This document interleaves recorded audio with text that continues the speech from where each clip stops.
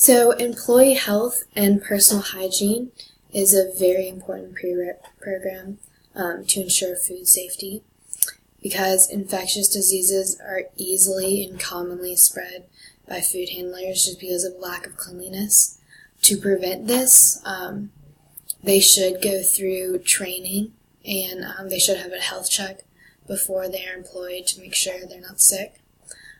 Policies have been put in place to stop the spread.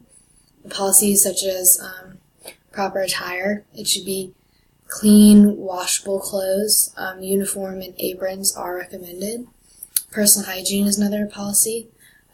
Like hands should be washed after going to the bathroom, after eating, drinking, using equipment, tobacco, smoking, anything like that.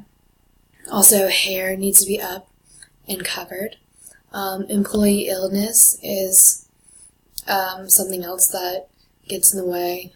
If an employee is even suspected of having a spreadable illness, they should be cleared by a physician or the employee health department before coming back into work. Also, with cuts or abrasions or anything like that, employees should have waterproof bandages on them at all times.